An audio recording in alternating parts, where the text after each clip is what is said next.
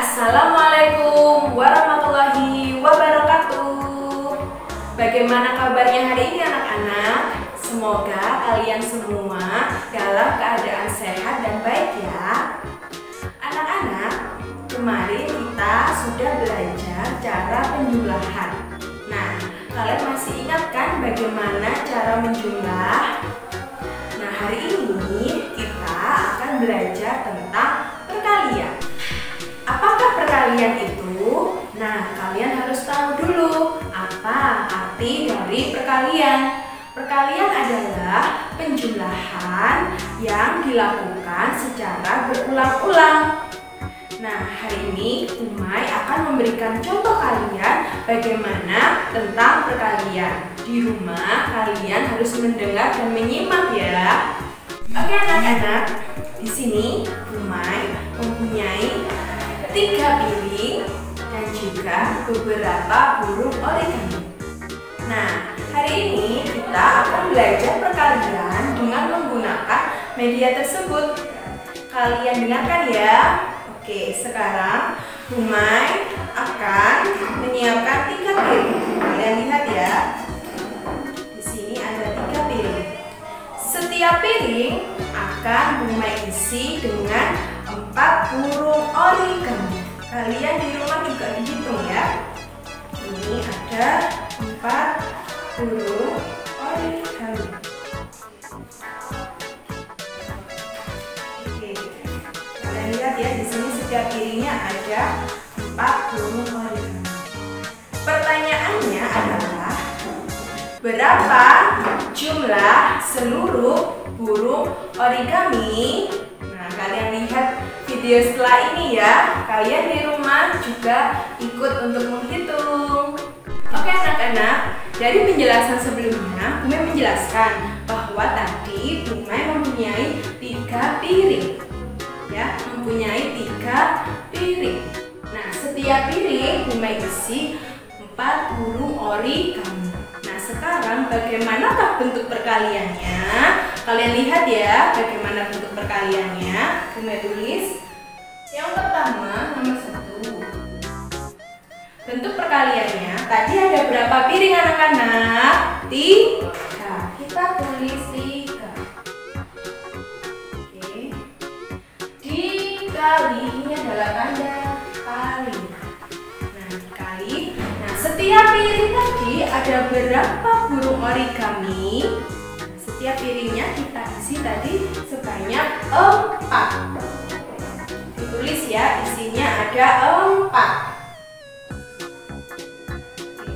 3 dikali 4. Bagaimanakah bentuk penjumlahannya?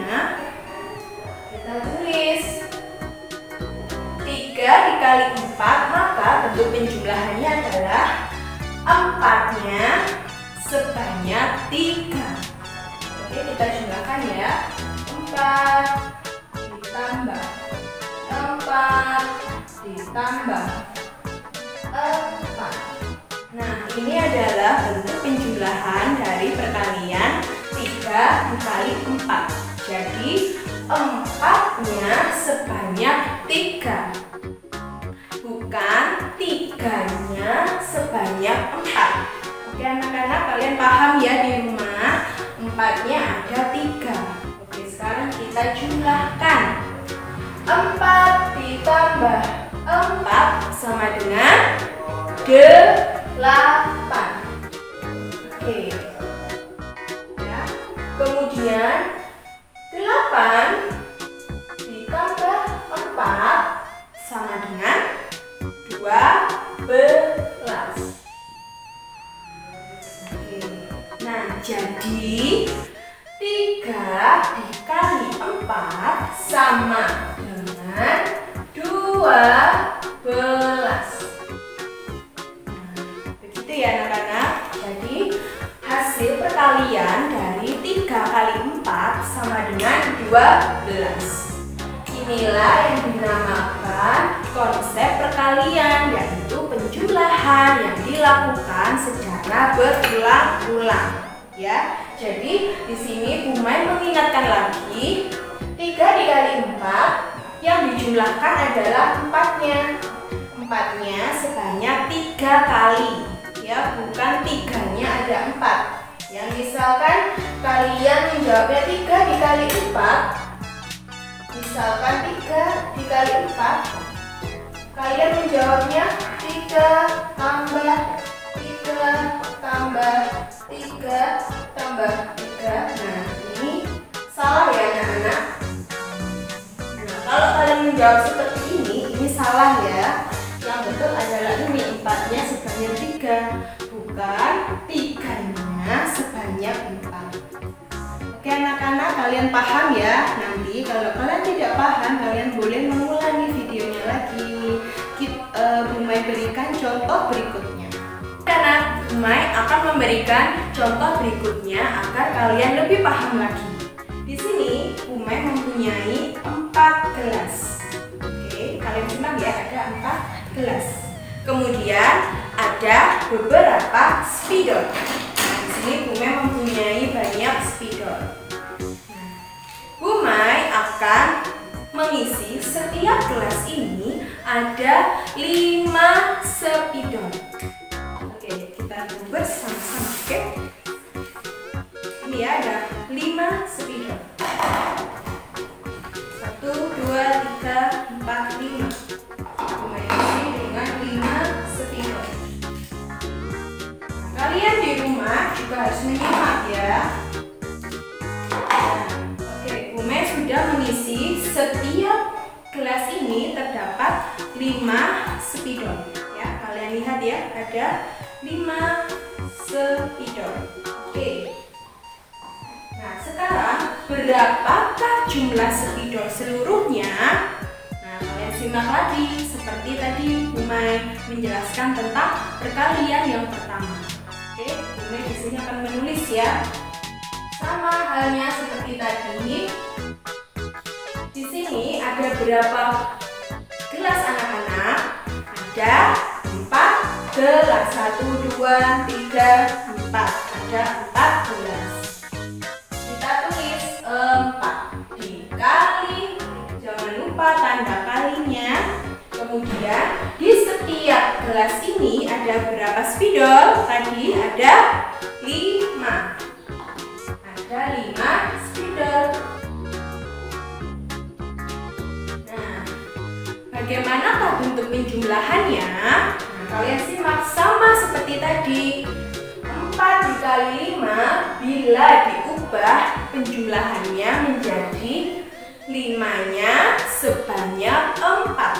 Ya, Bu Mai ulangi ya. 5-nya ini sebanyak 4 kali. Kita tulis ya. 5 ditambah 5 ditambah 5. Oke.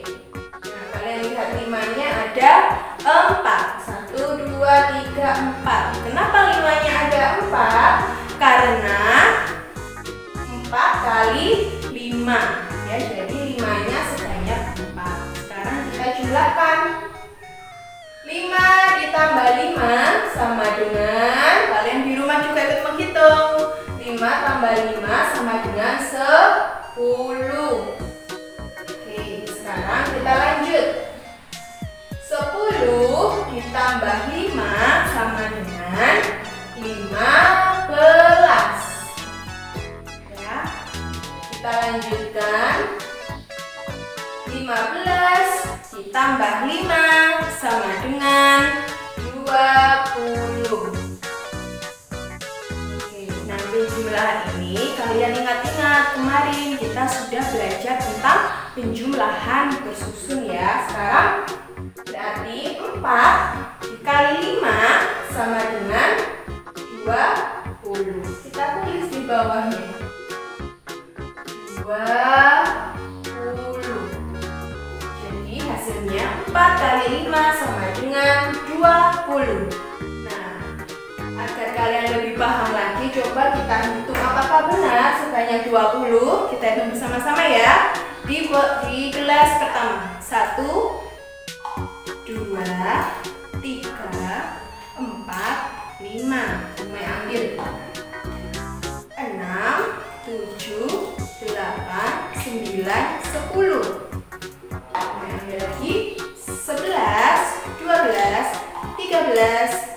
14, dan 15. Oke, Umay ambil lagi. 16, 17, 18, 19, 20. Oke anak-anak, jadi benar ya, 4 dikali 5 hasilnya ada 20. Jadi Umay mempunyai spidol sebanyak 20. Nah, kalian sudah paham di rumah? Kalian harus lebih belajar lagi tentang perkalian.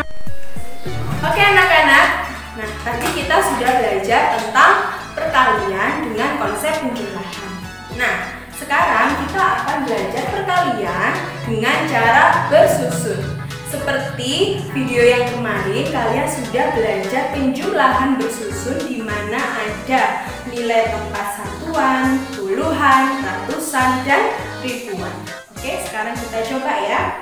Di sini, Umay mempunyai sebuah bilangan 23 dikali 3.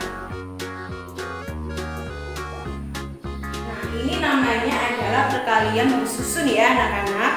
Oke. Nah, sekarang bagaimanakah cara mengerjakannya? Hal yang kalian harus tahu adalah 3 dikali 3. Jadi belakang ini harus lurus ya. 3 dikali 3. 3 kali 3 ada berapa? 9. Kita tulis 9. Oke, sudah ya. Nah, sekarang setelah 3 baru ke depannya lagi ada angka 2. Nah, 2 dikali 3 sama dengan 6. Tulis 6. Jadi 23 dikali 3 sama dengan 69.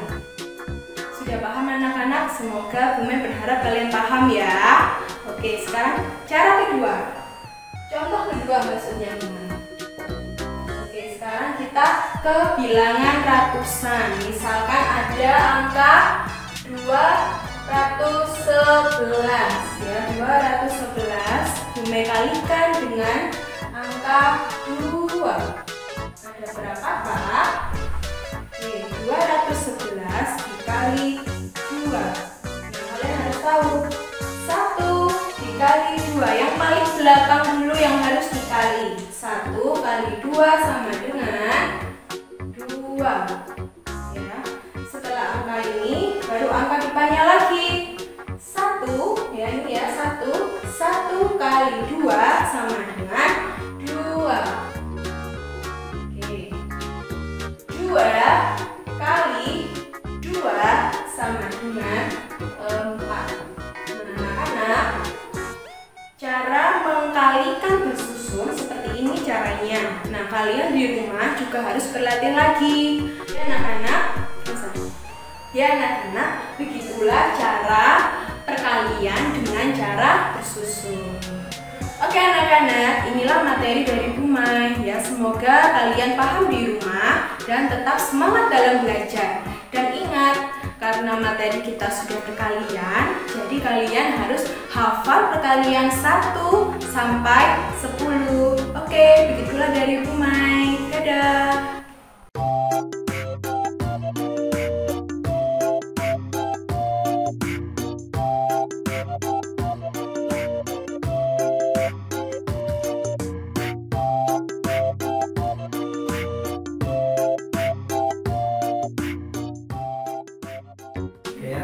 Ketemu lagi dengan Pak Dika ya. Sekarang kita akan belajar tentang PKN. Nah, materi PKN ini kita akan belajar tentang sikap menghargai kemampuan teman. Oke, anak-anak perlu diketahui sebagai manusia kita memiliki kemampuan yang berbeda-beda.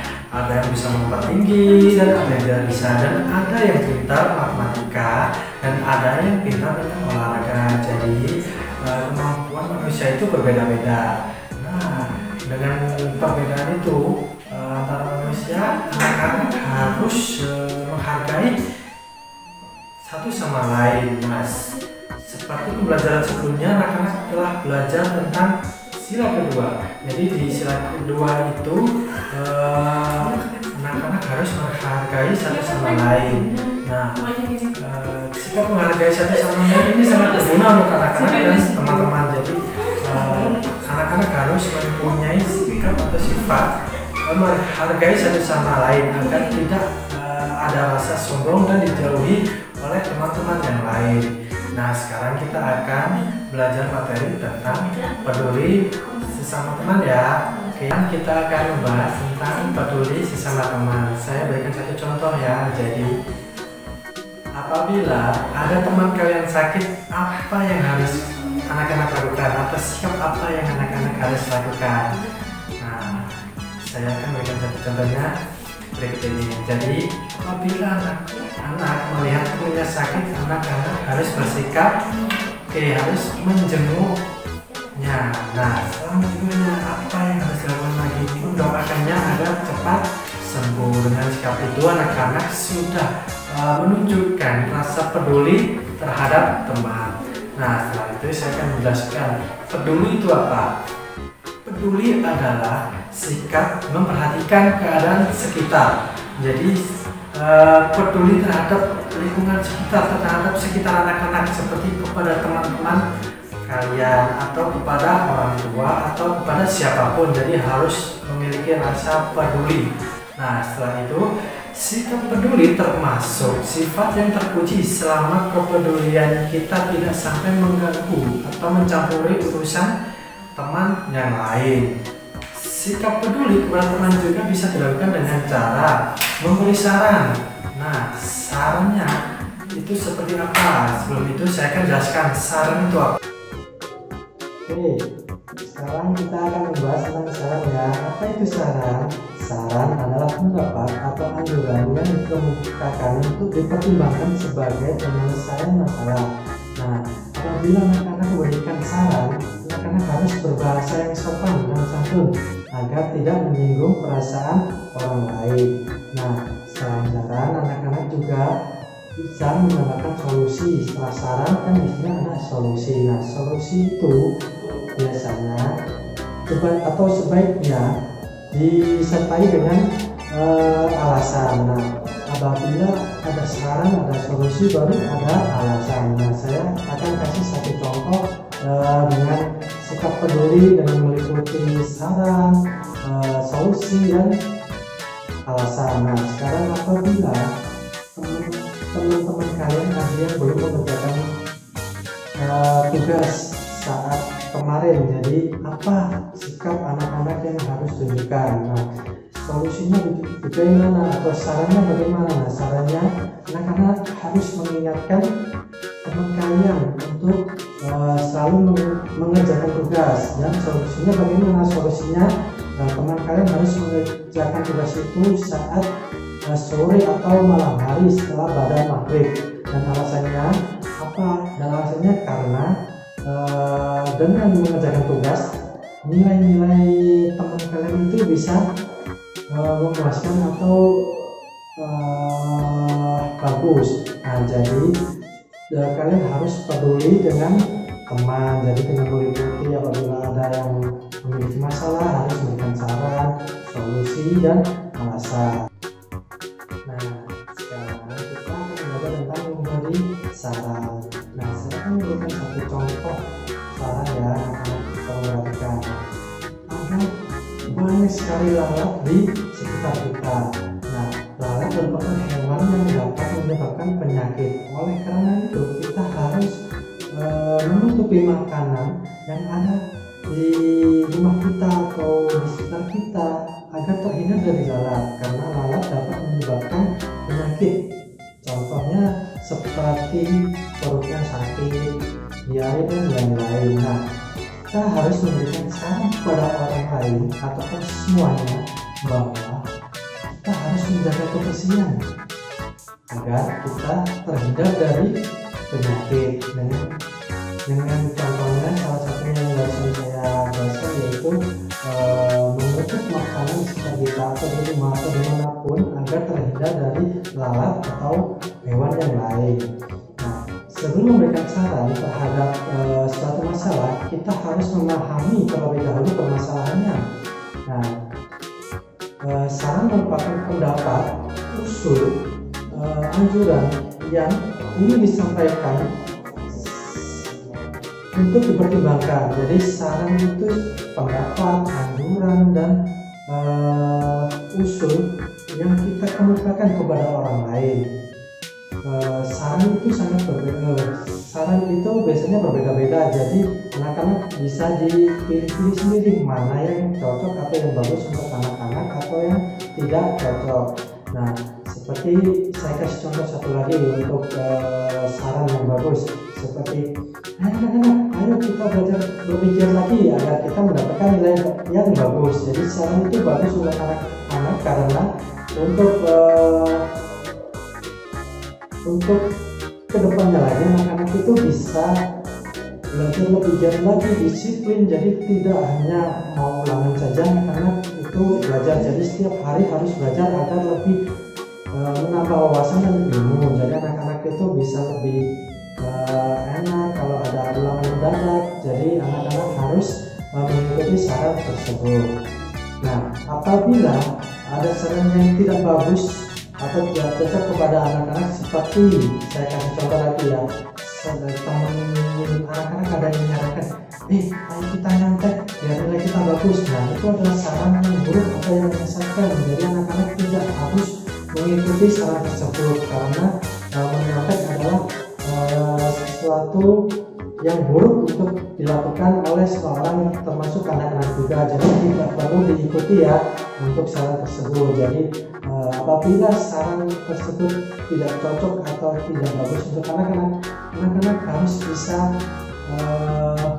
menolaknya dengan halus agar tidak menyinggung perasaan orang yang memberi saran tersebut, karena saran tersebut merupakan pengamalan dari sila kedua, yaitu sila apa anak-anak? Sila kedua, kemanusiaan yang adil dan beradab. Dan lambang sila kedua apa anak-anak? Rantai B. Setelah itu kita akan membahas tentang poster saran dan anjuran. Pernahkah anak-anak lihat poster yang ada di tempat umum? Pernah? Oke, kalau pernah, apa itu poster? Nah, anak-anak belum tahu? Kalau belum tahu, oke, mari kita bahas bersama-sama ya. Oke, poster adalah plakat yang dipasang di tempat umum yang ada di jalan atau di sekolah atau dimanapun, yang penting di tempat umum, yang berfungsi sebagai sarana penyampaian informasi atau iklan yang bersifat persuasif atau mengajak. Jadi pembuatan poster perlu memperhatikan beberapa hal, yaitu ada 3, yaitu isi dari penyampaian tersebut, dan kedua itu ada penyampaian yang menarik seperti warna, kata-kata, dan gambar, dan lain-lain. Dan yang terakhir adalah cara persuasif atau mengajaknya itu sudah betul atau belum, dan sudah ada di dalam poster atau belum. Jadi apabila tidak ada persuasif atau kata mengajaknya di poster, berarti belum termasuk dalam kategori poster. Nah, setelah itu kita akan membahas tentang poster anjuran. Nah, poster anjuran adalah poster yang berisi perintah dan cara untuk melakukan sesuatu. Nah, poster anjuran merupakan salah satu bentuk penyampaian saran kepada orang lain. Kalimat anjuran yaitu menyatakan suatu harapan agar dilaksanakan. Kalimat anjuran yang baik adalah sesuatu dengan permasalahan, sesuai dengan permasalahan, bahasanya santun dan sopan, dan masuk akal agar dapat membantu memecahkan permasalahan.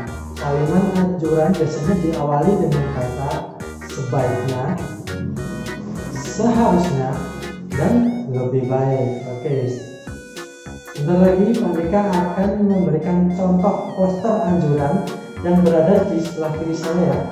Oke, bisa anak-anak lihat poster di sebelah kiri saya ini.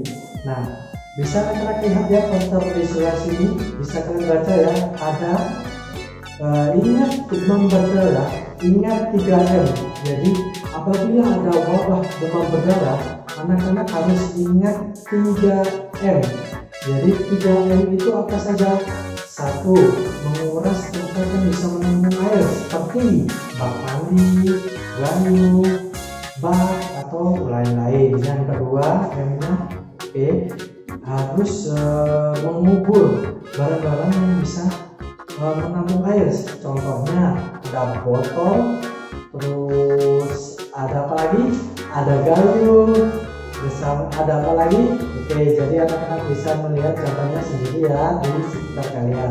Dan yang terakhir 3M nya adalah harus membersihkan tempat yang bisa menampung air.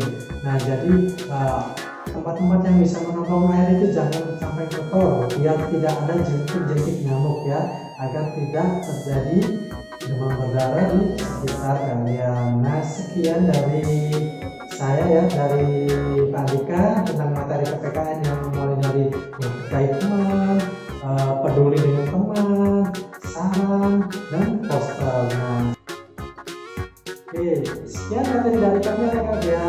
Semoga ilmunya bermanfaat. Jangan lupa untuk belajar dan terus semangat ya. Meskipun belajar di rumah harus tetap semangat. Dan jangan lupa untuk sholat 5 waktu dan mengaji selesai sholat. Assalamualaikum warahmatullahi wabarakatuh. Bye.